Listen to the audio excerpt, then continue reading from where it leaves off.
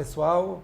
Hoje, com grande prazer, retornamos com mais um novo episódio do Pod Confra, temporada É Junto dos Bons que a gente fica melhor.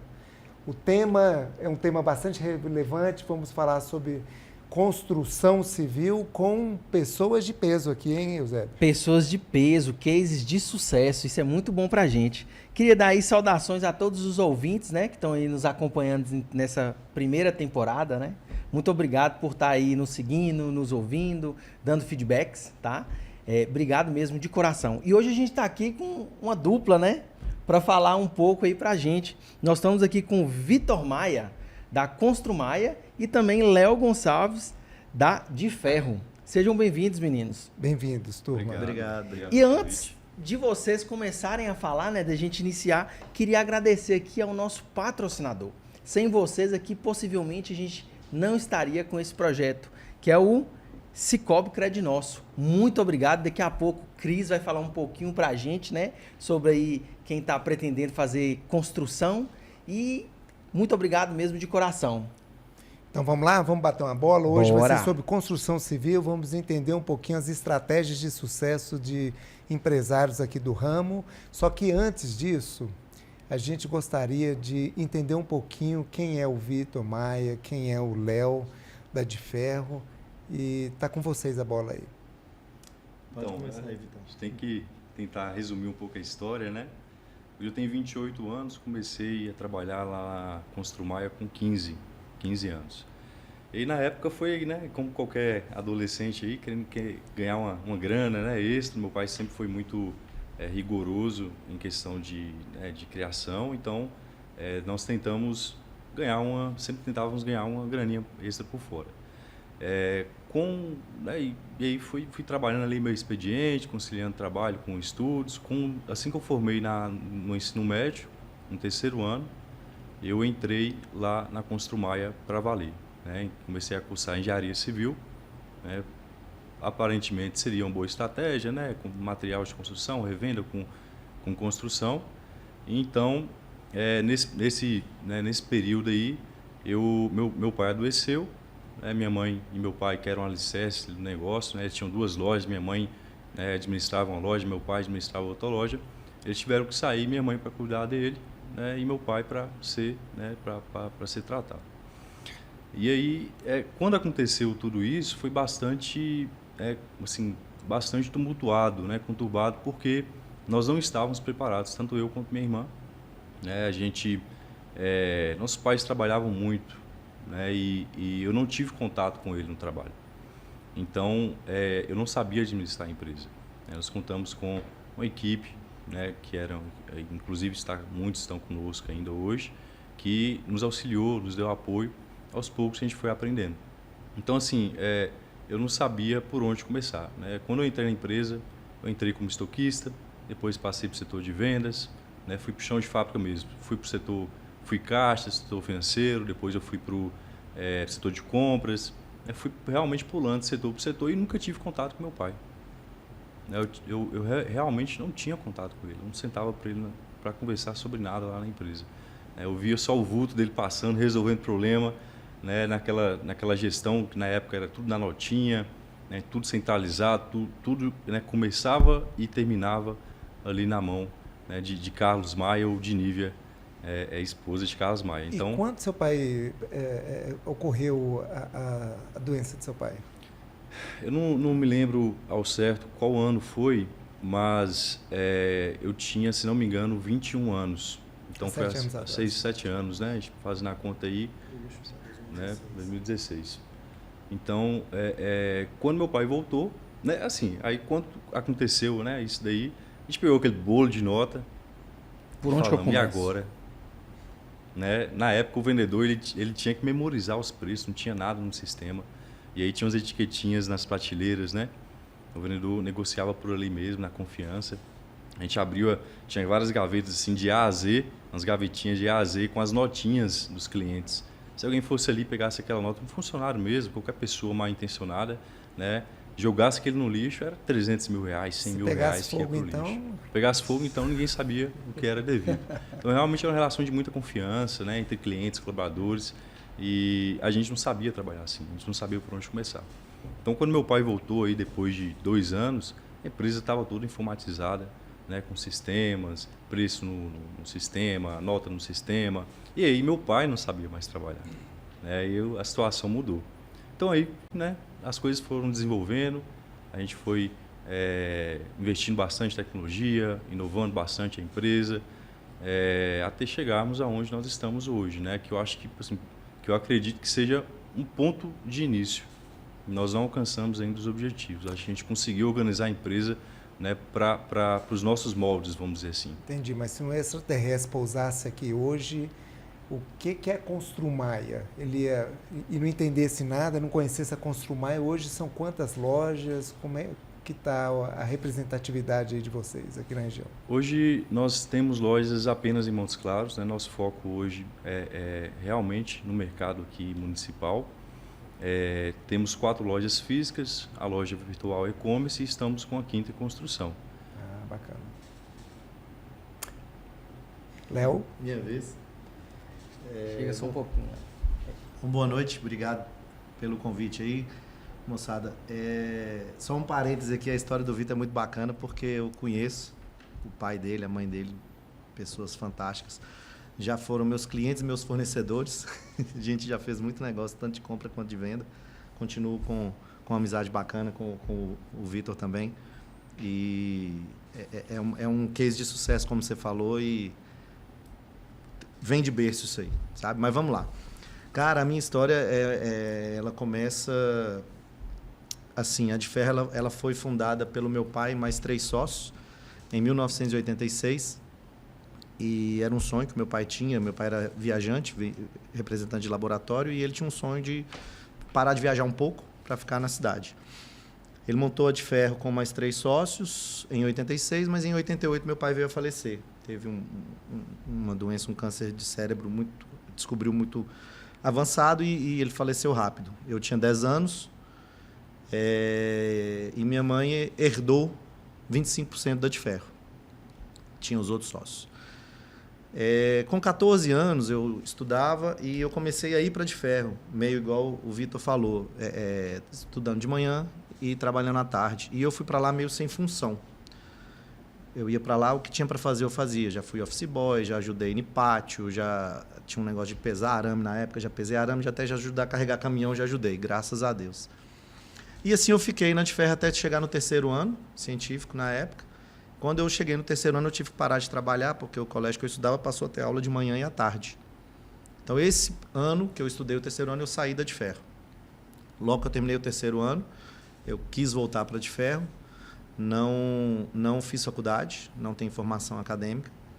E quando eu voltei para a de Ferro, isso aos 19 para 20 anos, o sócio que eu tocava a empresa, o saudoso seu Guedes, ele me chamou e falou, não, então agora você vai vir com mais responsabilidade, você vai trabalhar o dia todo. E eu entrei meio que um vendedor.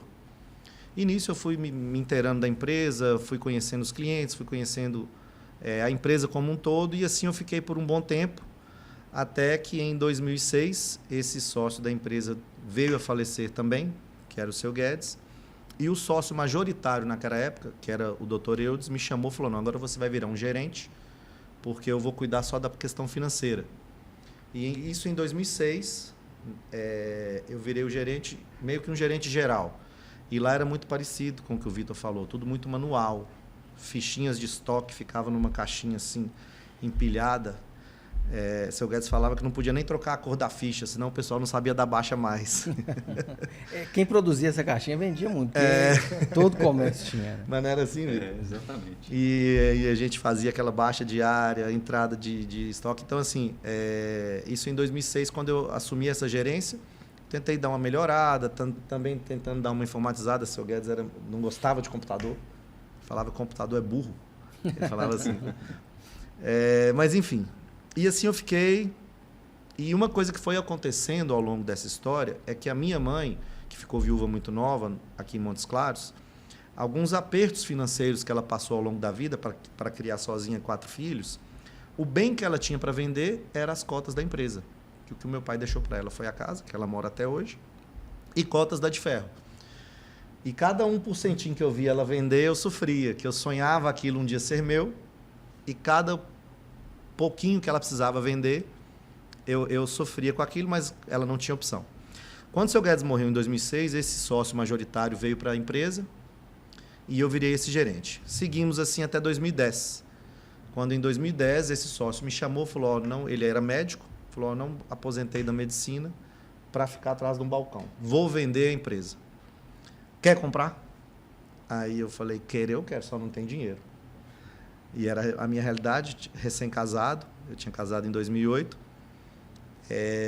Minha mãe, nessas alturas, só tinha 9% da empresa, ela já tinha vendido a maior parte. Ele respondia por algo em torno de 65% da empresa e o restante era dos herdeiros daquele outro sócio que tinha morrido em 2006. E assim nós entramos numa negociação, eu e ele, para eu comprar a empresa de forma parcelada. Ele passou a negociar 91% da empresa, porque os sócios herdeiros daquele antigo sócio, quando o doutor Eudes falou que ia vender a empresa, ele falou, o senhor saindo, a gente também sai. Então, o que o senhor fazer com as cotas do senhor, o senhor faz com as nossas. Então, ele passou a negociar 91% da empresa. Foram 2 anos de negociação, até que em 2012, eu tive a graça de comprar esses 91% da empresa. Ele fez para mim um parcelamento em 5 anos. E minha mãe continuou minha sócia em 9%. Toda vez que eu conto esse caso, eu dou uma arrepiadazinha, porque mexe muito comigo, porque era o sonho do meu pai, finalmente chegando até mim. Paguei a empresa esses 5 anos, de 2012 a 2017. Quando, em dezembro de 2017, eu paguei a última parcela para esses antigos sócios. E desde então, eu respondo por 91% da empresa e minha mãe tem 9%. Graças a Deus. Em 2020, no início da pandemia, tinha uma empresa em Montes Claros, que era até de um parceiro, a gente era parceiro na época, algumas pessoas devem conhecer na época, a Mitrax, que era uma empresa do nosso segmento de aço, mas era... Zé Carlinho, gente finíssima. Zé Carlinho me procurou, era um parceiro, a gente fazia negócio junto, me procurou falando que queria ir embora de Montes Claros, que não queria mais a Mitrax, se eu queria comprar lá. Passei aquele susto de novo, tinha acabado de pagar de ferro há pouco tempo, mas era uma oportunidade muito interessante. Nós vamos falar disso, eu creio, aqui hoje, Sim. do segmento de corte e dobra de aço. E eu decidi por encarar mais essa empreitada. Em 2020, a gente adquiriu essa unidade, que é um galpão industrial, onde a gente faz corte e dobra de aço. E desde então, a de ferro tem essas 2 sedes. A nossa sede comércio, que a gente fala, que é aqui no Jardim São Luís, e a nossa sede indústria, que está lá no bairro Santo Amaro. E lá se vão 37 anos, desde que o meu pai abriu a empresa, e com a graça de Deus vem pela frente aí muito mais. A trajetória é linda. Eu também eu gostaria de deixar aqui registrado, né, em vídeo e áudio, que eu acho um nome lindo, cara, de ferro. Eu acho um nome assim tão... elaborado, né? E simples, né? Bem direto, achei de uma... Enfim. Vindo dessa turma do marketing aí, show, né? Inclusive, só voltando aqui na questão da história de Léo, eu encontrei com ele esses dias e falei assim, ele me contou essa história, eu falei assim, ó, Léo, para você ver, eu não sabia, porque o que chegou pra gente na época era que um funcionário da de ferro tinha assumido a de ferro. Então, assim, Léo ele realmente trabalhava ali como um funcionário, um colaborador qualquer, sem regalias, sem benefício, né? Que o que chegou para o mercado foi isso, um funcionário comprou, assumiu, não foi nem comprou, assumiu a administração. E aí eu não sabia, eu imaginei que estava assim, em sociedade, né? Ganhou um percentual ali do lucro e continuou administrando o patrimônio de alguém. Então, e aí quando ele me contou essa história, né? Aí eu falei, pô, não tinha ideia. Muito bacana. Né? Então, muito bacana. E essa história, Vitão, eu já escutei de 2 formas. Tem gente que fala isso, tem gente que fala que eu herdei. Ah, não, Léo herdou a de ferro. E até agradeço a oportunidade legal da gente contar essa história aqui, né? Que muita gente às vezes já me perguntou, já contei essa história algumas vezes, tem muito orgulho dessa história. E muita gente fala, Léo herdou a de ferro. Não, eu trabalhei, graças a Deus. Eu brinco assim, Vitão, eu nunca tive regalia de filho de sócio. A única regalia que talvez eu tive foi não ser demitido.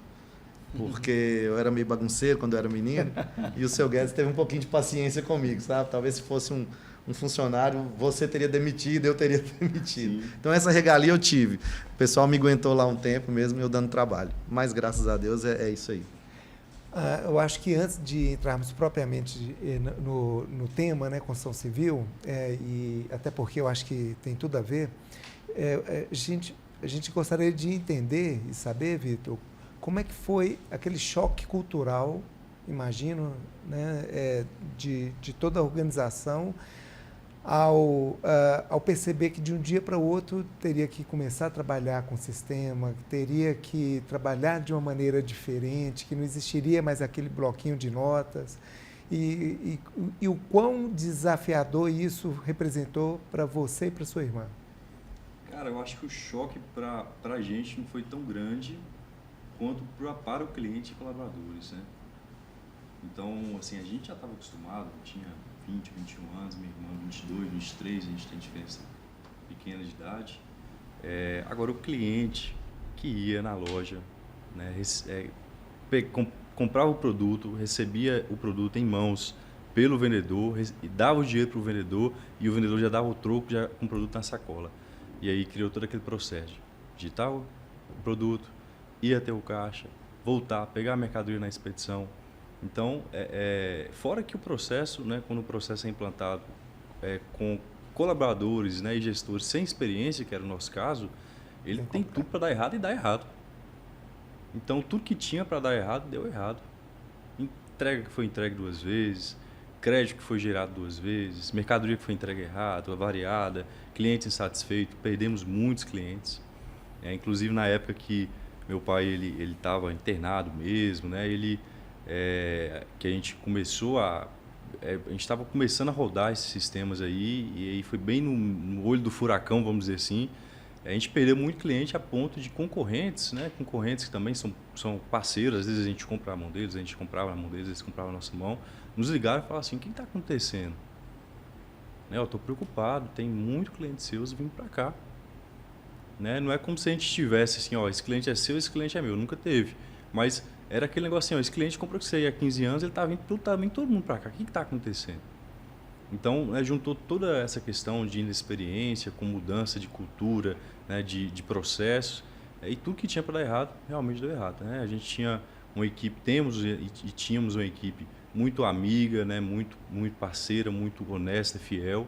Muitos estão com a gente ainda, passou por aquele momento. Aconteceu, meu pai era o pilar, né? Então minha mãe e meu pai era o pilar ali, os 2 pilares.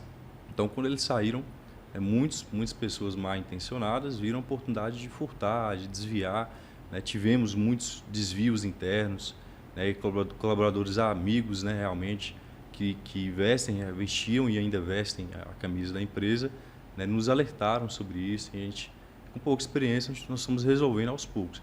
Então, assim, foi o tipo de treinamento perfeito, né? Tudo que a gente tinha para aprender, nós aprendemos. Digo que foi um mal necessário, né? Para a gente amadurecer. Então, o que nós tínhamos que amadurecer em 5 anos, amadurecemos em 6 meses. E olhando para trás, incrível. foi a decisão certa a ser tomada, né? Com certeza. E na guerra é a melhor faculdade. Com certeza. Exatamente. Deixa eu fazer uma pergunta. Antes da gente começar o tema, nós estamos falando de gestão, né? Quando vocês tomaram posse de toda a gestão, vocês procuraram alguma consultoria? Porque assim, quando você falou, o vendedor ele não entregava e não recebia. Isso é uma teoria geral de organizações, né? Que é TGO, a gente estuda na faculdade. Você é engenheiro, né? Como Sim. você falou. E teve alguma consultoria, algum direcionamento em relação a essa estruturação? No início nós não tivemos, né? Quando a gente estava assim, nesse olho do furacão aí, nós não tivemos. Uhum. Depois de um tempo, minha irmã, depois de persistir muito, ela conseguiu não só me convencer, como também convencer aos meus pais, que nesse caso meus pais já estavam, né, de volta ao jogo, de contratar uma consultoria, né, que ia analisar ali, ajudar a gente a estruturar os setores da empresa e fazer o planejamento estratégico da empresa, né, que foi com a Vanessa Narciso, né, que a gente inclusive somos parceiros até hoje, temos parcerias, recomendo fortemente, que é um profissional espetacular, né, de valores e princípios e também de conhecimento técnico. E ela nos ajudou ali por alguns anos, por volta de 3, 4 anos, e a partir disso a gente estruturou o setor. Hoje a gente ainda conta com consultorias, a gente ainda faz muito treinamento, capacitação externa e interna também, multiplicador de saberes que a gente chama lá na empresa, é um projeto que a gente tem interno. Então, assim, foi indispensável para abrir a mente, sabe? A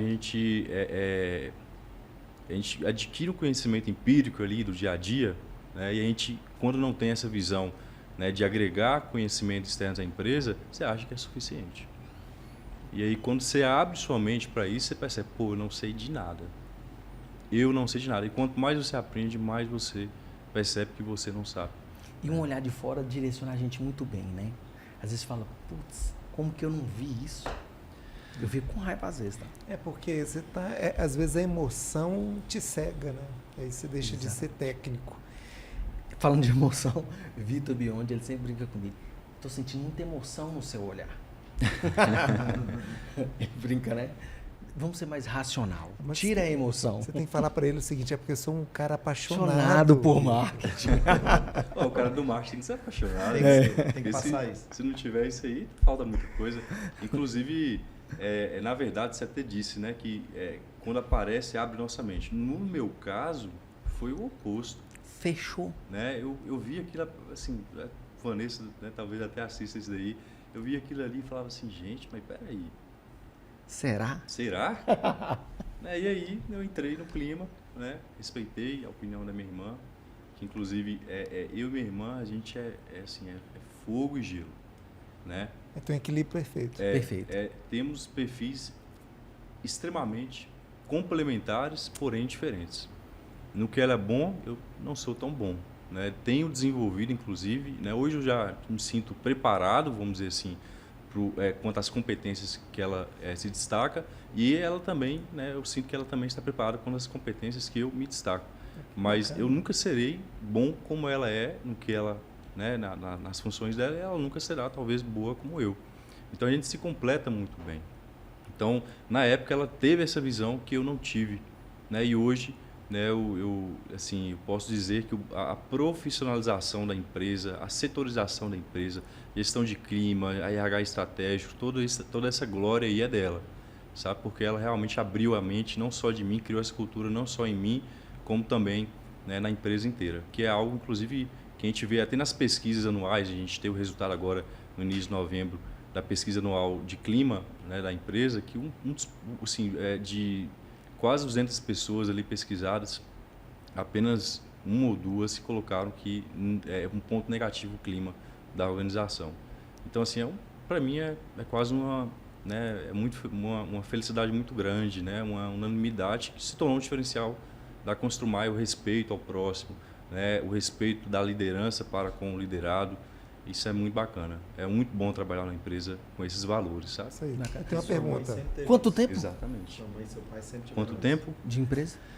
A empresa, eu acredito que por volta de 35 anos. Eu confesso que eu me perdi. 34 a 35 anos, se não me engano, Bacana. de empresa. Se for 35, a gente vai puxar a orelha, porque é uma data redonda, tem que fazer Um aniversário, né? Não é 35, então, deve ser 34. Minha irmã não deixaria passar. É do Mas marketing. depois do reconhecimento público que você fez a ela vai amenizar o puxão de orelha. É. Léo, eu tô com uma dúvida aqui. Na realidade, não é nem dúvida. Quando você mencionou há pouco que fez a expansão no período... Aí foi pandêmico, a pandemia já tinha chegado, não? Zé Carlim me procurou na semana que o prefeito soltou o primeiro decreto, fechando tudo. Que isso, pô. E aí, então foi um mergulho, não foi nem um tiro, foi um mergulho aí no escuro e eu mesmo acredito assim... muito em Deus, sabe, Bernardo? Eu acredito muito em Deus, porque quando eu olho para trás... Porque assim, o que a pandemia foi, né, no Brasil e no mundo... Foi, mas naquela data ninguém sabia o que seria. Né? Nós estamos falando de março de 2020. Isso aí. Né? Uma semana vai ficar fechada, depois volta. E até te contando um pouco disso, Zé Carlim, como eu mencionei, ele era um parceiro, a gente fazia negócios junto, ele já prestava serviço para mim, serviço de corte de dobra em aço. E quando ele me procurou, a gente olhava para frente, não tinha saído o primeiro decreto. Foi na semana que saiu, se não me engano, Zé me procurou numa segunda, terça-feira, na quarta saiu o decreto, algo assim, se não me engano. Nos comentários aí, Zé Carlinho vai pular, talvez. Como é que foi a data que Zé Carlinho você conhece. Enfim, e aí eu me vi numa situação, famoso, se correr o bicho pega, se ficar o bicho come. Por quê? Falando um pouco do meu negócio agora. O corte e dobra de aço é um caminho sem volta no nosso segmento de aço. Evolução, né? A evolução, porque é a terceirização de um serviço feito num canteiro de obras. E eu acho que a gente conversa, né? Na nossa confraria, a gente conversa muito sobre a dificuldade de mão de obra que todo mundo enfrenta hoje. O Vitor também está enfrentando. A terceirização de alguns serviços torna-se essencial. E o corte e dobra de aço, ele agiliza a obra. Ele tira a gente de dentro da obra, diminuindo vários fatores, risco de acidente, a velocidade da obra anda muito mais rápido, qualidade do serviço, que a gente trabalha com maquinário computadorizado. Então, assim, envolve uma série de fatores. E a de ferro, né, até então, em 2020, a gente tinha 32 anos, né? A gente está com... Não, a gente tinha 34 para 35, a gente está com 37, é isso. Mas a gente fazia um corte dobrazinho meio que artesanal. Eu não tinha o maquinário que eu tenho hoje, eu não tinha a capacitação que a gente tem hoje, com capacidade de fazer grandes volumes de corte dobra de aço. E o Zé Carlinho trazia essa possibilidade para mim, me oferecendo a Mitrax. Então eu falo que se correr o bicho pega, se ficar o bicho come, pelo seguinte: se eu não dou esse passo naquele momento, ele já tinha decidido que ele queria vender a empresa. Talvez alguém comprasse, entraria alguém nesse segmento com um perfil que ninguém sabe do que seria. Ele me tinha como parceiro essa visão que o Vitor fala. A gente tem isso hoje, a gente tem negócio onde a gente é concorrente, né? Eu vendo vergalhão, o Vitor vende vergalhão, mas a gente tem uma relação muito sadia. O Vitor já me salvou várias vezes numa falta de aço. Eu já essa semana eu fiz uma venda para o Vitor de alguns estribos. Então, assim, a gente tem uma relação muito sadia e eu acho que o mercado cabe isso, né? Eu acho que a concorrência saudável é um caminho sem volta.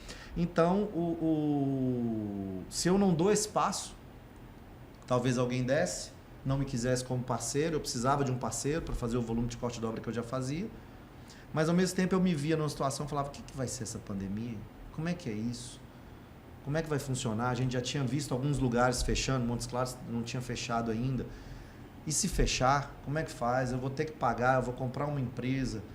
E aí, mas Zé Carlinho foi bacana, ele me deu prazo, me deu 4 dias para eu resolver. Que prazo. Acho que era terça-feira, ele falou: até sexta você me fala. Enfim, amigo, como eu já falei, eu acredito muito em Deus. Fui para casa, conversei com a minha esposa, rezei muito, pensei muito, e as coisas aconteceram de uma forma talvez sobrenatural, né? As coisas foram dando certo. Eu não tinha os recursos para comprar a empresa, era um investimento alto, porque as máquinas lá é um galpão muito bem estruturado, uma estrutura muito boa, e eu não tinha o recurso.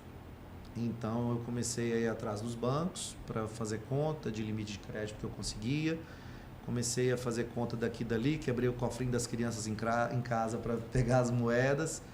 Surgiram alguns negócios de oportunidade, que é o que eu falo, que Deus pôs a mão, né? E a coisa caminhou de tal forma que deu para acontecer.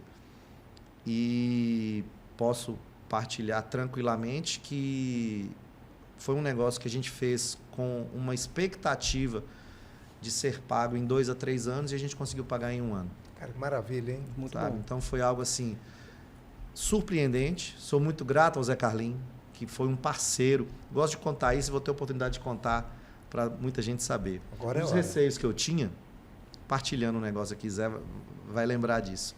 Um dos receios que eu tinha, Vitor, eu venho de uma formação muito dessa da mão, de estar tudo comigo, né? De centralizar a minha empresa. Hoje eu não tenho tantos funcionários, eu tenho 25 a 30 funcionários, e eu sempre tive muito com tudo na mão, né? Talvez eu tenha até uns vícios desses, né? Que seu pai tinha, que sua mãe tinha, de estar meio que controlando tudo. E um receio que eu tinha era como é que eu ia estar em 2 lugares ao mesmo tempo. Eu achava que eu tinha que estar nas 2 lojas. E Zé virou para mim e falou assim, não, Léo, se você for comprar o negócio e tal, eu vou te vender isso aqui, mas eu não vou embora de Montes Claros agora. Eu estou vendendo esse negócio para eu ir embora. Mas o tempo que eu estiver aqui, eu venho para cá. Não precisa me pagar. E eu vou te ajudar. Consultoria. Olha para você ver. É isso aí.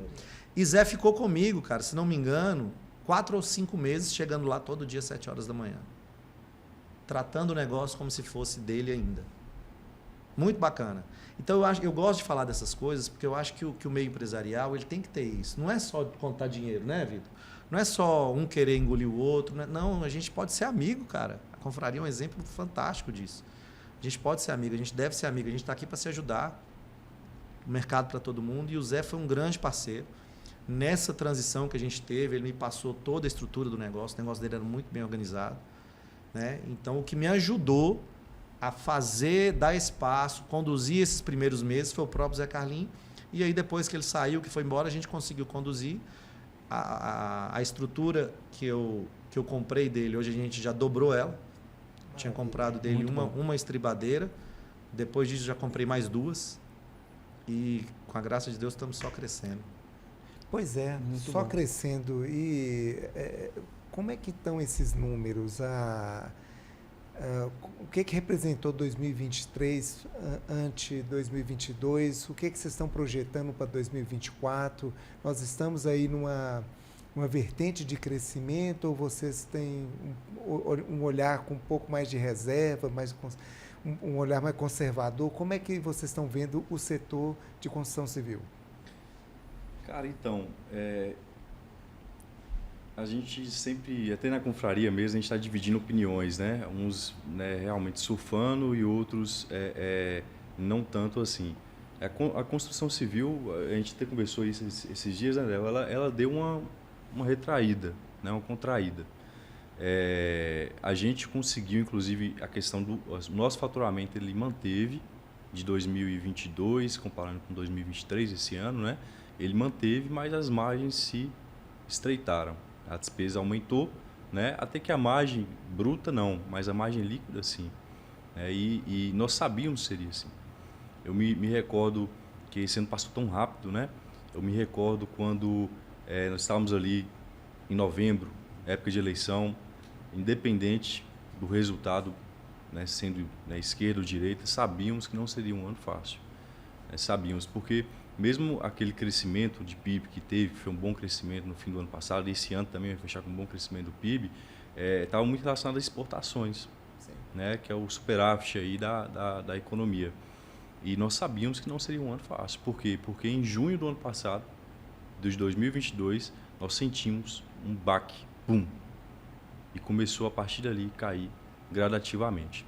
E aí voltou retomou o faturamento em 2023, a gente contornou essa situação aí, e reclamação geral, né, todos do mercado de construção civil. Por quê? O que aconteceu com o mercado da construção civil? Ou pelo menos eu posso dizer em Montes Claros. Você analisa o preço de um apartamento em 2020, e analisa o preço do apartamento hoje. É o mesmo preço, se não mais barato. Sabe? É diferente. É o mesmo, estou falando análise do mesmo apartamento residencial, mesmo apartamento. O comercial, não sei, talvez tenha valorizado por questão de demanda. Mas por que isso aconteceu?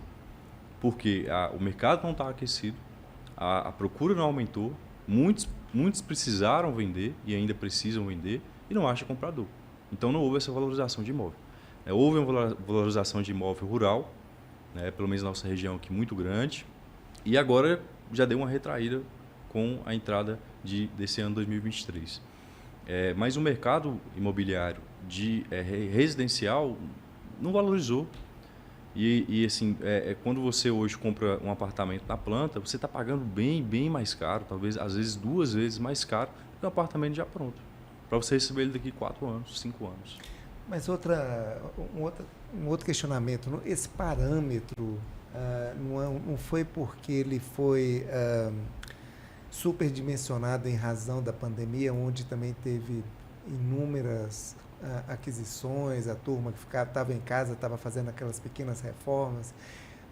É mais ou menos o que eu estou querendo falar é o seguinte, talvez o ano de 2023 ou 2023 não tenha sido tão bom frente ao 2022, mas a gente teve um represamento aí naquele período pandêmico onde houve picos também da construção, né? E quando a gente tira talvez esse ponto anormal, o mercado não tem o crescimento daquilo que estava se esperando, não? Eu acho que eu brinco que o ano de 2020 e 2021 para a construção não vale. Eu gosto de brincar assim porque eu acho... Roubado, né? É, roubado. Né?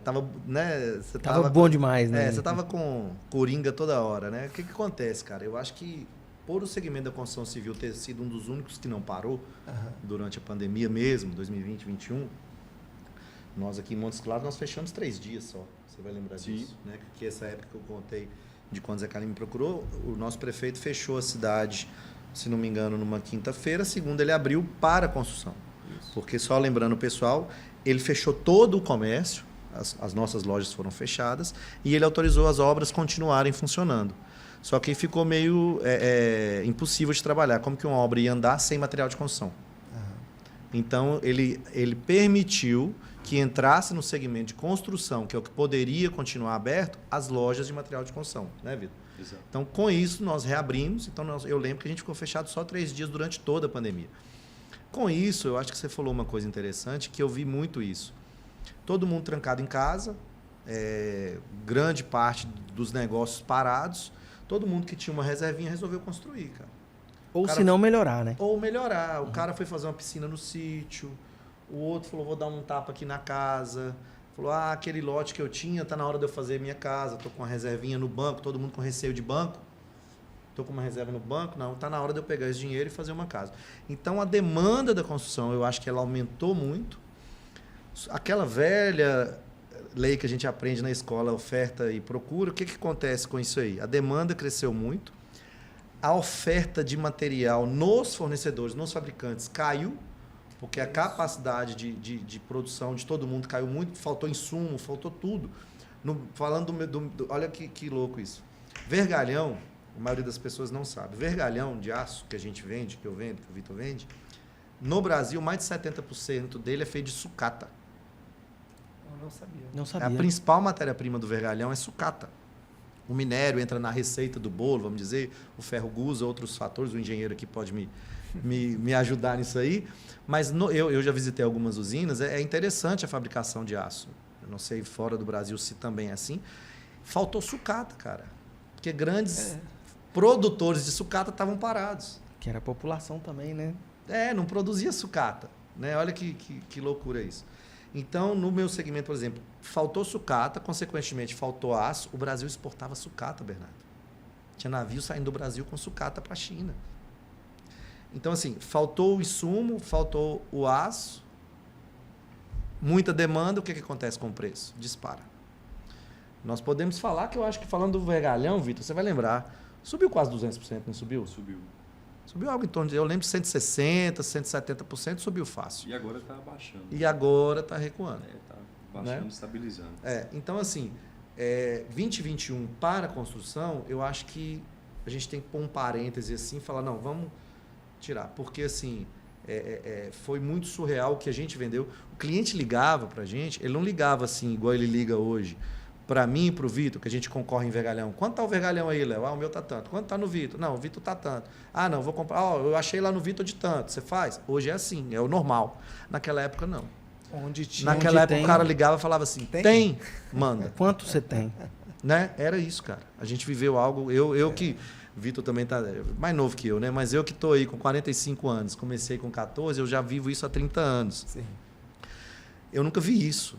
A gente vendia do preço que quisesse, sabe? Era surreal. Então, a própria usina, o próprio fabricante começou a aproveitar disso também. Falou, não, eu entendo, eles falavam, o vergalhão também, o aço no Brasil, ele ficou num preço, igual o Vitor deu um exemplo aí de apartamento, ele ficou num preço sem alta muitos anos, antes da pandemia. Estou dando um descontozinho para essa turma aí, que essa turma abusou, mas eles vinham de muitos anos com o vergalhão ali no mesmo preço. Então, eles aproveitaram para isso.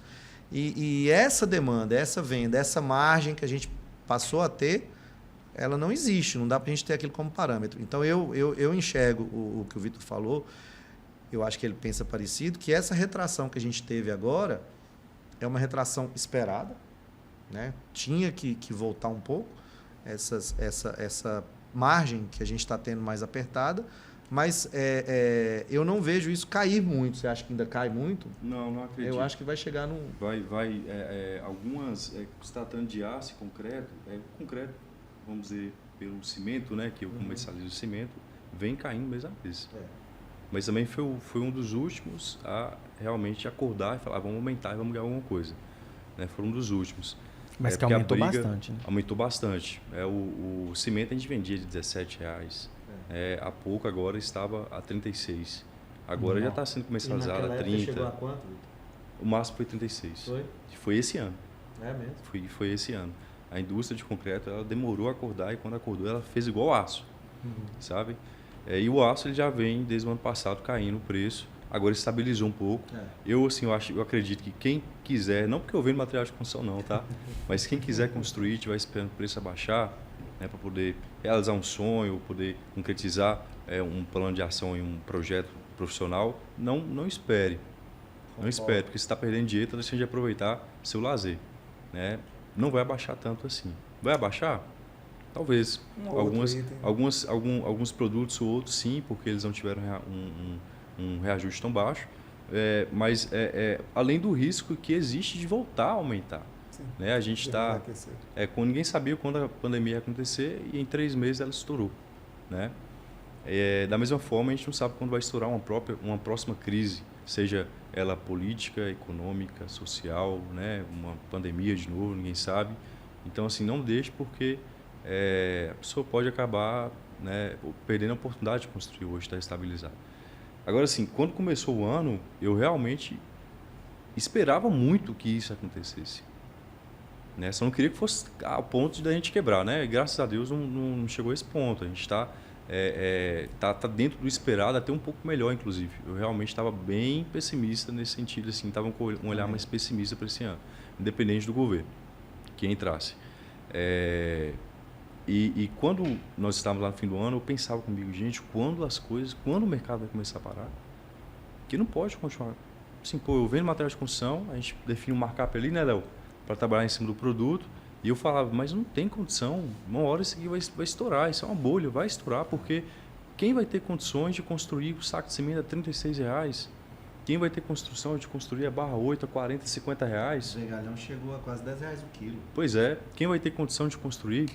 Então estava se tornando insustentável. E ao meu ver, né, há muita coisa que tem que mudar ainda para se tornar mais sustentável. Tanto é que o governo atual, né, não querendo questionar, né, fez elogiar, né, ele fez, né, uma tentativa aí de reerguer, né, através da Minha Casa Minha Vida, entre outros, né, programas aí de aceleração, e ninguém ouve falar, não foi para frente. Por causa dessa situação que eu te falei, né, o mercado não aqueceu, ninguém está procurando imóvel porque não acredita no mercado que está hoje, não acredita que o ano que vem vai melhorar, a gente não tem indicadores Selic, PCA, né, que apesar de estarem caindo, que vão ser considerados normais, não serão. No ano de 2024, a única certeza que a gente tem é que a gente vai ter um cenário muito parecido com o que a gente tem hoje. E isso é, de fato, muito preocupante, porque é o seguinte, o endividamento da família brasileira só aumenta e esse setor, pra você ter uma ideia, Eusébio, gerou de empregos em Montes Claros mais de 6.300 empregos, agora em 2023. Atraiu mais de 9,5 bilhões de reais em investimento. A construção civil é de extrema importância para toda a cadeia produtiva. E aí a gente vive essas imprevisibilidades. É um setor também que é alavancado por conta dos financiamentos. A turma aí, como eu disse há pouco, está endividada. Então, assim, eu entendo a preocupação de vocês. Sim. Mas assim, a gente, nós tínhamos, quando nós começamos o ano, um plano A, um plano B, né? Claro que o plano A seria... o plano A seria continuar todas as estratégias que a gente bolou nos últimos 7, 8 anos, né? O planejamento sendo renovado anualmente. O plano B seria fazer o essencial, né? E o mercado, ele assim, superou as minhas expectativas, apesar de não podermos dizer, né, Léo, que é um mercado promissor, mas ele superou as minhas expectativas e a gente seguiu adiante com o planejamento. Então, eu acredito que o mercado é como se fosse, quem tem empresa vai entender isso, né? É como se estivesse em cima de uma escada rolante, de uma esteira, né? Se você ficar parado, você vai para trás. Se você né? E mesmo você indo para frente, você tem algo te puxando para trás, inclusive incluindo no Brasil, né? Então a gente está sempre batalhando contra diversas burocracias, né, dificuldades, impedimentos. Então foi isso que nós pensamos. Olha, o básico que é o básico que a gente tem que fazer. Se der tudo errado aqui, a gente começar a chegar próximo do vermelho ali, despesa aumentar, e existia muita especulação do que o governo tal ia fazer, o que o outro governo ia fazer. Independente do governo, nós vamos continuar aqui, né? Um sai, outro entra, a gente continua aqui. E aí o básico seria continuar crescendo, mas de uma forma mais sustentável, né? E o plano A, né, que é o que a gente está atuando hoje, seria assim, ó, vamos com tudo, porque quando a onda está baixa, quando a onda subir, né, a gente vai estar em cima dela. Então essa é a empresa Construmaia hoje, a empresa que ela reinveste praticamente todo o seu lucro aí, porque a gente acredita muito no futuro. Cara, a gente acredita muito nos nossos planos, nos nossos sonhos, e tentamos passar isso aí para todo mundo que trabalha com a gente, para ser o sonho deles também. Eu acho que o empresário que está nos ouvindo aqui, acho que a grande lição é o seguinte: quando externamente o ambiente externo não tá difícil, a gente tem que olhar para dentro e nos tornarmos mais eficiente possível, né? É a hora de controlar custo, controlar processos, ter a gestão à mão. E eu acho que é o dever de casa que vocês estão falando, que estão fazendo aí. E acho que está justificando a posição que vocês estão aqui na sociedade montesclarense. Não é isso, Eusébio? É isso aí. Agora eu tenho uma curiosidade. Hoje, olhando para o mercado individual de vocês dois, hoje vocês veem qual o principal cliente? São construtoras? É o pequeno cliente? É o empresário que está construindo uma casa? Cara, eu acabei de falar, vou descansar um pouco, deixa você falar, Léo. Essa pergunta você sabe que eu me faço? Mas eu acho que assim, hoje eu tenho 2 unidades e elas são parecidas, mas muito diferentes. A nossa unidade indústria, hoje o meu foco maior está lá. Como eu comentei, o segmento de corte e dobra de aço é um segmento de serviço, podemos dizer assim, né? É onde a gente faz a industrialização do aço. E a outra unidade nossa é um comércio parecido com o do Vitor, com muito menos itens, né? Que ele atende toda a gama de material de construção, e eu estou só na questão do aço mesmo. Então, assim, na indústria, a gente tenta focar em construtoras, a gente tenta focar em grandes projetos, que é onde a gente consegue, com a nossa estrutura, dar um giro maior na nossa indústria, dar uma demanda grande para a estrutura que eu tenho e ela se justificar. A gente acabou de fazer um investimento alto também numa nova máquina, agora em agosto, automatizando ainda mais o nosso processo, focados nisso. Então, hoje, além de eu vender o aço industrializado, para alguns clientes eu vendo só a industrialização. O grande cliente, a construtora de grande porte, vamos pegar um exemplo assim aqui em Montes Claros, a maior obra, talvez uma das maiores obras do Brasil hoje é a Eurofarma, né, que está sendo construída em Montes Claros. A gente prestou muito serviço para construtoras que estão trabalhando na Eurofarma. Bacana. Né? Então, por exemplo, hoje mesmo eu estava entregando material para uma dessas construtoras que está fazendo obra lá. Então, nesses clientes, o que a gente faz? Eu não vou ter como concorrer com grandes indústrias que vendem para eles. Esse cliente, na época que começou a Eurofarma, por exemplo, quem começou a Eurofarma Montes Claros foi a Odebrecht. Né? Ela veio com o nome de OECI, mas era a Odebrecht. Quem fez o início o início não, a terraplanagem e tal, foi pessoal daqui, pessoal da Cross e tudo. Mas quem tirou a Eurofarma do chão, fez os prédios que a gente vê lá, a grande estrutura que a gente vê lá foi a Odebrecht. A gente fez muito serviço para a Odebrecht. Muita coisa.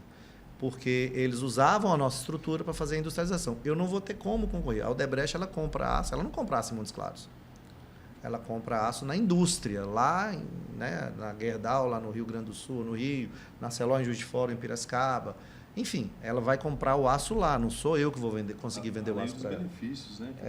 Que ela, exatamente. Tem poder de barganha. Ganha. Poder de barganha, volume de compra, um monte de coisa. Então, esse cliente, eu não atendo, eu não vendo aço para ele. O Vitor não vende aço para ele, mas eu vendo serviço.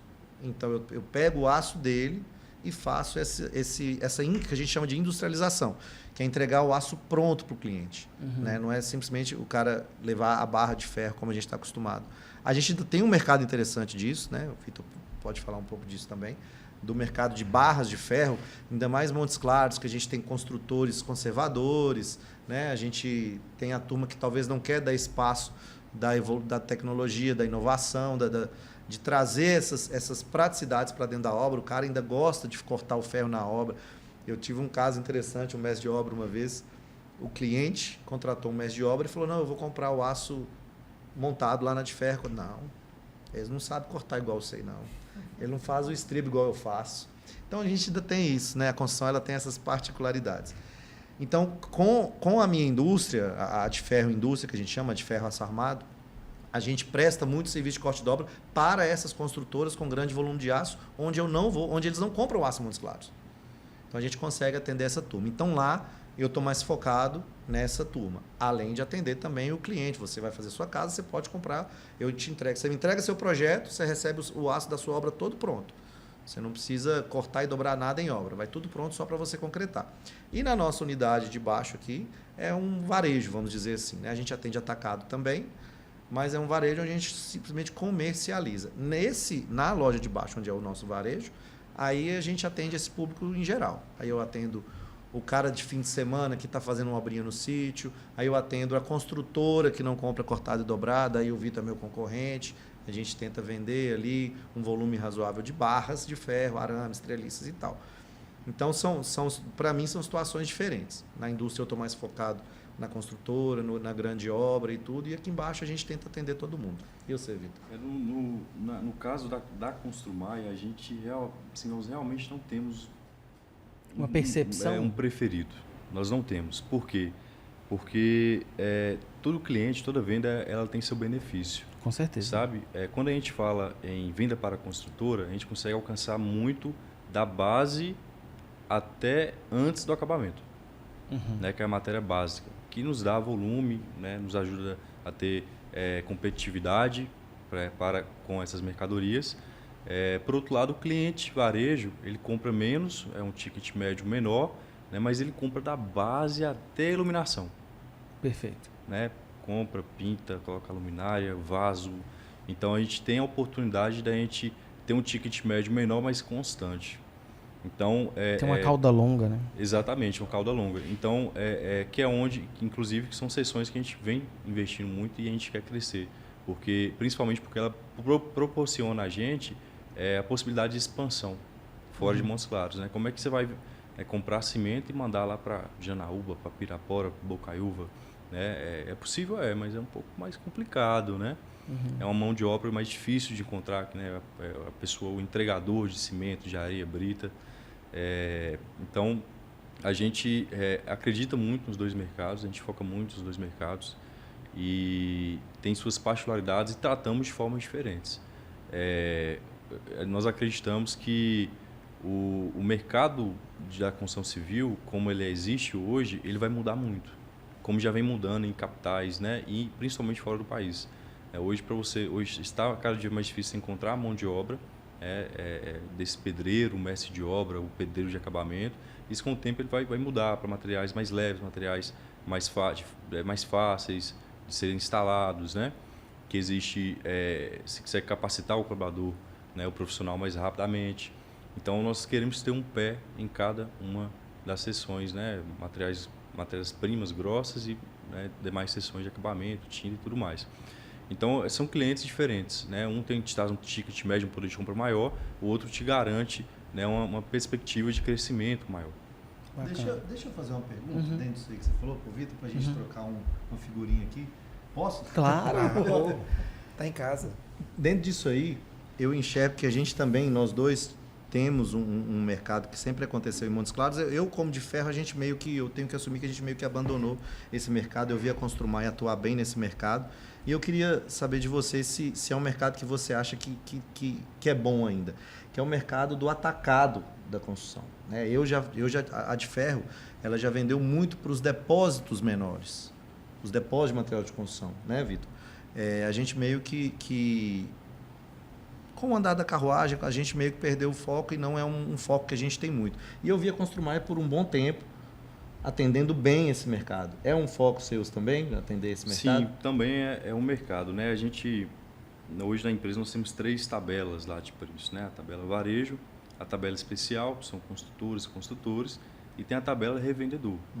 Que aí, para alguns produtos, né, com poucos SKUs, que cimento, ferragem e tal, né, a gente tem um preço um pouco melhor ainda que a tabela especial, porque são revendedores, né? Seria até injusto a gente dar a mesma precificação para o produto para quem também revende. É aquela distribuidora de bairro, né? Isso, são depósitos menores, ou muitos a gente vende muito para fora de Montes Claros, não entregamos, o pessoal vem, deixa alguma coisa aqui, né, e volta com ferro, volta com cimento, volta com outras mercadorias. Então, assim, é um mercado muito concorrido, margens baixíssimas, mas nos possibilita, por exemplo, uma compra melhor. Dá um giro, você dá um giro melhor. Então, o mercado... no volume. Isso, e na época que nós começamos a trabalhar, né, na época assim, da velha geração da Construmaia, a gente tinha um distribuidor de cimento, 2 distribuidores de cimento em Montes Claros, que era meu pai, né, e outra pessoa. Hoje, nós devemos ter... Eu nem sei te dizer, sinceramente. É mesmo? Eu não sabia. Até tem muitos, porque muitos nem tem base aqui, mas trazem cimento para cá. Né? E ferragem, então, nem se fala. Né? Ferragem, hoje a gente tem, né, além das comerciais, né, oficiais aí, da ArcelorMittal, que inclusive estão agressivíssimas. Demais. Agressivíssimas. A gente tem outros distribuidores que vieram de fora. Né? Com essa perca de mercado, eles falam assim, pô, vamos entrar em outro mercado. Então se tornou um mercado ainda mais competitivo, com ainda mais estreitas, mas a gente ainda gosta, sabe? É um mercado que eu gosto de trabalhar. E traz um giro bacana, né? Traz um giro bom, traz um giro bacana. A gente atendeu esse mercado um bom tempo também. E eu acho que assim, a gente meio que tirou o olhar. A de ferro a gente tentou focar mais nessa parte do corte de dobra mesmo, da industrialização. Sim. E a gente meio que tirou o olhar mesmo, aí o Vitão abraçou meus clientes, tudo, levou tudo para lá. Ele deixou para mim a rapa da panela e foi pro prato principal, né? Vamos dizer assim. Eu vou exercer aqui meu poder de cronológico, porque o Eusébio queria fazer uma pergunta, como eu sou mais velho, eu vou passar à frente.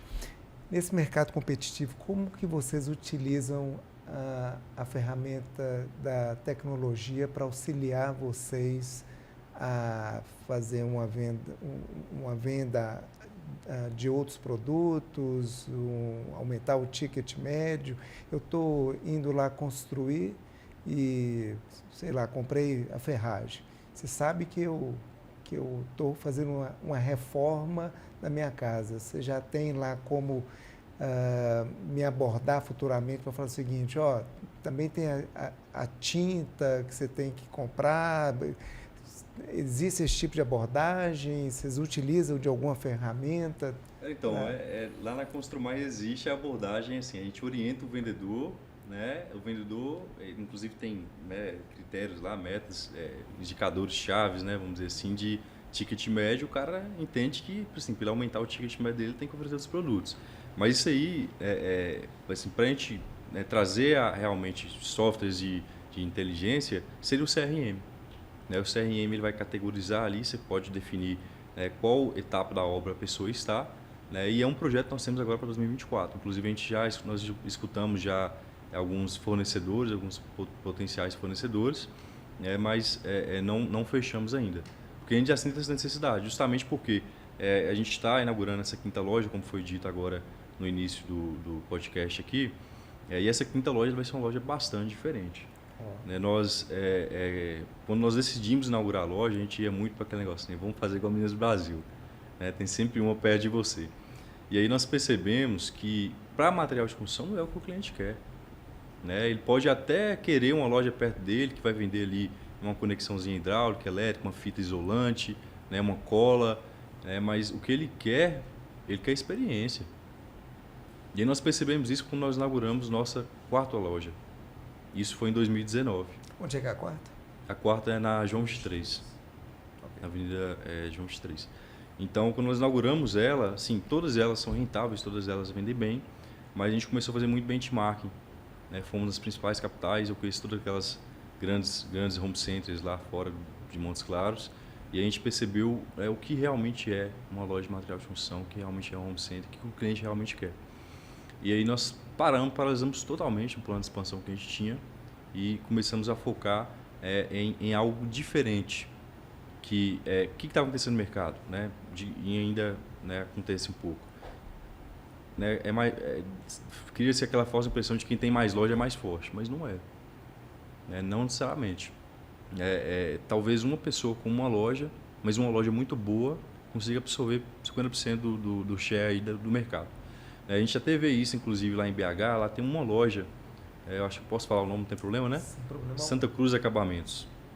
Uma loja, ela tem por volta de 2 a 3 mil metros quadrados, uma loja grande, mas não tão grande, né, como a Leroy Merlin, que tem 10 mil metros quadrados, uma Telha Norte, que ela só vende acabamento. E o faturamento eu não sei como está hoje, isso foram os dados de 2 anos atrás, um faturamento de uma loja dessas de 3 mil metros quadrados, só acabamento, né, equivalia ao faturamento de uma Leroy. Claro que não a Leroy, né, mas uma Leroy. Então eles realmente fizeram um trabalho muito bacana com uma loja. Então a gente começou a perceber isso. Que material de construção civil, né, revenda de materiais de construção civil é realmente experiência. Eu ouso dizer que não é só material de construção civil, não, viu? Passaram já outros por aqui e, de fato, é quase uníssono a necessidade de proporcionar uma experiência para o cliente.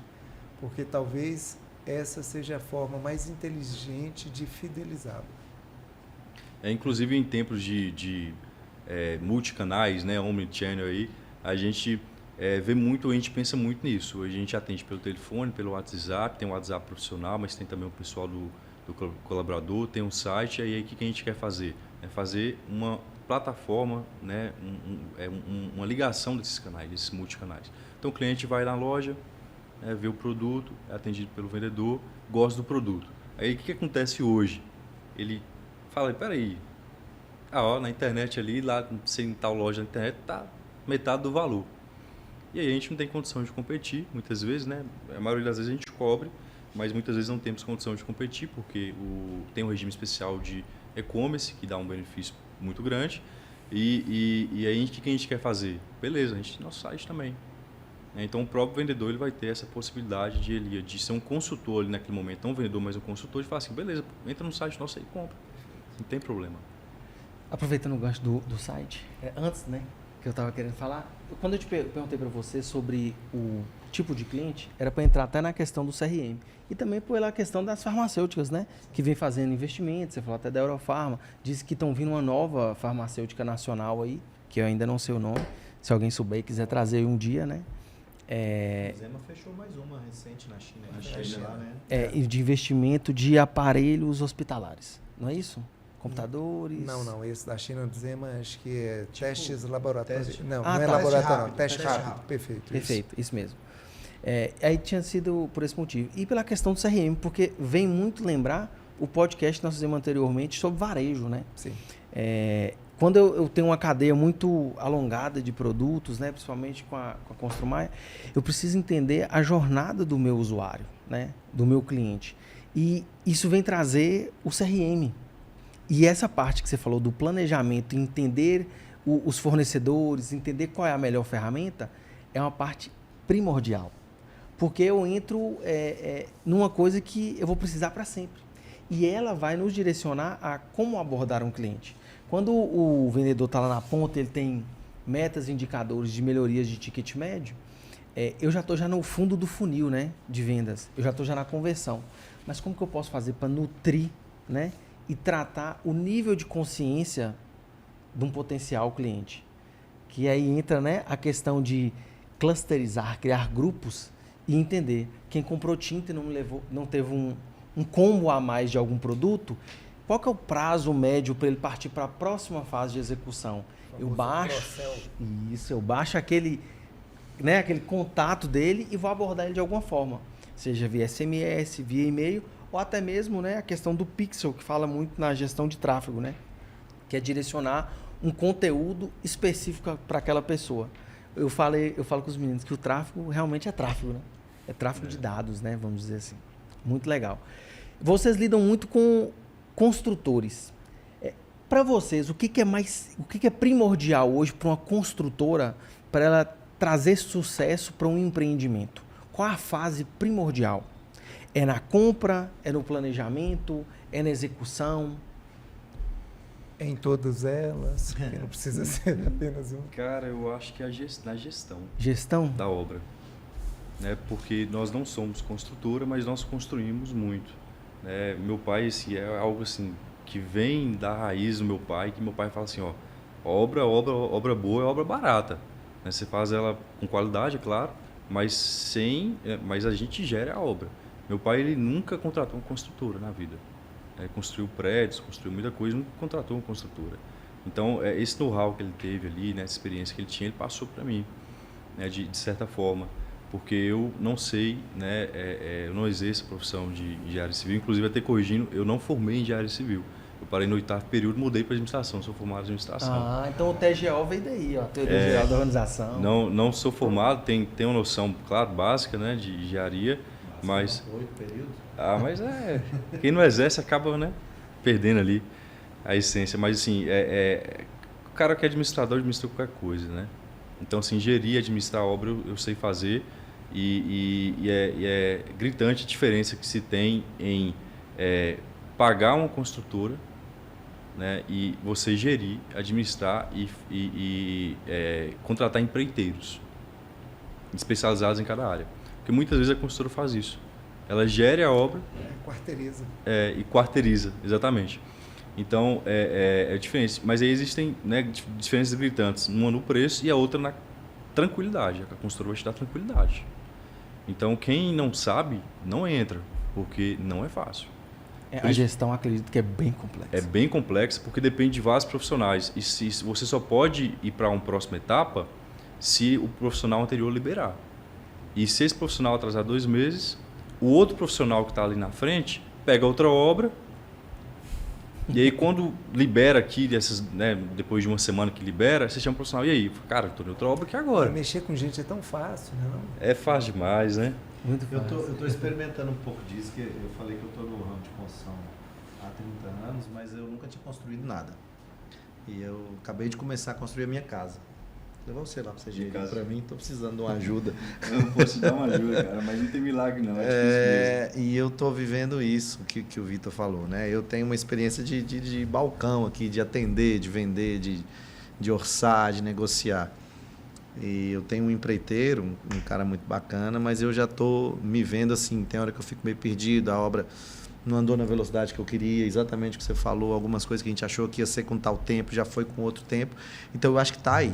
Entendi. Né? Eu parti para essa na raça. Né? Eu não tenho conhecimento, vamos dizer assim, de gerir obra. Mas a minha, eu contratei um empreiteiro que tem experiência, sim, um cara que eu tenho confiança. Mas eu que estou aqui sofrendo com isso. E como eu estou sofrendo, eu acho que Vitor falou tudo. A gestão, o olhar de cima e falar, não, é assim, é isso aqui. Porque eu escutei de um cliente uma vez, que faz apartamento para vender, que ele falava assim, você não ganha dinheiro na venda do apartamento, você ganha dinheiro na compra dos materiais. Ele falava isso muito. Saber comprar, saber negociar, saber onde comprar, saber comprar com qualidade, sem gastar tanto. Pegando essa fala sua aí, então o Vitor tá ganhando muito dinheiro, porque ele tá comprando preço de custo. Você já pensou? Não, mas... Você quer ver o pessoal que vira para mim? A gente constrói pra gente, né? Vamos dizer assim, por exemplo, a casa dos meus pais, a gente construiu, tava lá no pé, né? Um prédio, alguma coisa assim que a gente constrói pra gente mesmo. Meu pai, na época dele, construía muito para vender, né? Mas eu nunca fiz isso, eu sempre construí para a gente usar algo estratégico para a empresa. Entendi. Então, a gente acabei adquirindo um pouco de know-how nisso aí, mas não é fácil mesmo, é difícil. O que você falou aí, Zé, é engraçado que o pessoal vira para mim e fala assim, olha, Léo, você está fazendo sua casa? Tô, não, pra você já é bom, você já tem o ferro. Eu falo, eu planto ferro, tá nascendo lá em casa, eu já tenho. Não preciso Eu comprar, rego só uma vez por dia. Eu rego uma vez por dia, eu já tenho ferro. Falta só o restante, Para né? você é fácil, Cimento, já né? tem o ferro. Mas aproveitando isso, por que eu até perguntei? Porque a gente vai entrar pro fio da meada, né? Sim. Com o nosso patrocinador aqui, Sicoob Crédito Nosso. Um dos principais motivos, até para a própria construtora, né, é a questão do financiamento, né? Por mais que eu tenha um know-how, eu tenha um conhecimento, eu tenha uma boa gestão, às vezes falta Só um detalhe. só um detalhe. Sim. Só um Um detalhezinho, detalhe né? pequeno, o dinheiro. E para isso eu queria chamar a Cris, que é gerente de relacionamento lá do Sicoob Crédito Nosso, para falar um pouco para a gente sobre a linha de crédito para construtoras aí. Cris, fala um pouquinho aí para a gente. Oi, Eusébio. Oi, pessoal que está assistindo o Pod Compra. Saibam que o financiamento da Sicoob Crédito Nosso tem fundamental importância para a indústria da construção civil, sendo essencial e fundamental para impulsionar os projetos de construção. Vou dar para vocês algumas razões para trabalhar com o nosso financiamento. Linhas de crédito com as melhores taxas do mercado, agilidade, confiança e, claro, atendimento personalizado. Não é mesmo, Eusébio? Obrigado, Cris. Gente, estão aí construtores, futuros construtores, quem quer empreender aí, pode ir lá procurar a Cris, né?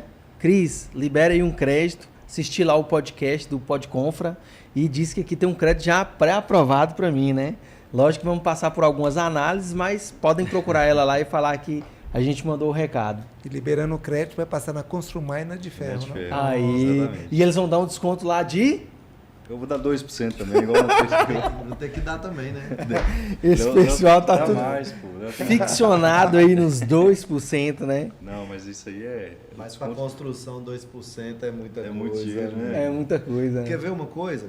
Quantos por cento? Você pode dizer quantos por cento a gente tem para comprar aço à vista na usina? Fala quantos por cento se eu quiser comprar aço à Não vista. imagino. Cara. 1,2. Que isso. É, 1,2, não é? Mas no final o volume importa. Com certeza. De alguma forma importa, né? De alguma forma importa. Gente, nós vamos partir então pro finalmente, né? Já para os finais aí. Queria agradecer vocês pela disponibilidade. Como eu falei, né, em todos os episódios, a gente sabe que empreender requer também uma gestão muito boa de tempo, né? Então, assim, para vocês estarem aqui hoje com a gente, é um malabarismo que a gente tem que fazer, né? Tanto pessoal quanto empresarial, né? Dedicar essa horinha aqui para levar um pouco de conhecimento aí para os nossos ouvintes. Queria agradecer mesmo de coração a cada um de vocês, tá? Pela dedicação no projeto. De fato, foi muito bom, viu? Muito obrigado a cada um de vocês. Que eu aprendi, eu tenho certeza que todos que nos ouvem também tiraram vários insights disso aí. Foi muito bacana poder conhecer um pouquinho da história pessoal de cada qual, bem como a trajetória de sucesso. Muito obrigado mesmo. Bacana. Nós, né, posso dizer para o Léo também, eu tenho certeza que uma conversa como essa é muito enriquecedora, né? Então a gente aprende muito e a gente pode contribuir também um pouco com a sociedade. Então, sempre que precisar, conte comigo, eu vou estar sempre por aí. Foi um prazer estar aqui do lado de Léo, que a gente é parceiro aí também, e revê-los também aqui, o pessoal da confraria. Obrigado. Para mim também um prazer. Tem um amigo meu que fala assim, se for para estar numa mesa, esteja na que você sabe menos, que você vai estar sempre aprendendo. Eu acho que aqui, na confraria, eu gosto muito disso, né? Até falar disso, eu e o Vitor somos calor, né, Vitor? Nós na somos confraria, somos entramos há calouros, né? pouco tempo. E uma experiência que tem sido muito bacana, muito positiva para a gente é estar junto com vocês, com todos os confrades, trocando experiência, trocando ideia. E eu acho que o Podconfra é mais uma oportunidade disso, né? A gente pode contar um pouquinho da nossa história, aprender um pouquinho com vocês também. E tem mais pela frente aí na segunda temporada, se Deus quiser. É isso aí. Com certeza. E onde é que a gente encontra a turma? Pode deixar aí seus contatos, redes sociais. Então, as redes sociais, a gente, pela Construmaia, está tanto no Instagram quanto no Facebook, né, @Construmaia, e meu Instagram pessoal, victor.a.maia. Bom, a de Ferro tá com o @ de Ferro Moc, o nosso Instagram é esse, e o meu é Leo_Gonçalves _ de Ferro, frescura, né? Mas ficou assim. E é fechado. É fechado, é fechado. Eu tive Da que de ferro é solicitar aberto. da confraria. E Vossa Senhoria, meu amigo? vocês me encontram em Nobles Market e também Eusébio Nobre. Ah, bacana. Eu estou no Alternativa Bernardo e na empresa Alternativa Publicidade. Muito obrigado. Muito obrigado, meninos. Valeu, gente. Muito obrigado mesmo, de coração. E você aí, ouvinte, não esqueça de deixar o like, seguir a nossa página. Estamos no Spotify e no YouTube como Podconfra. Isso aí. Escutem lá os outros episódios, deem comentários, né? Mandem sugestões para a próxima temporada. E mais uma vez agradecendo também o nosso patrocinador, Cicobi Credinosso. Muito obrigado aí pela parceria de sempre. Valeu. Obrigadão. Bacana, gente.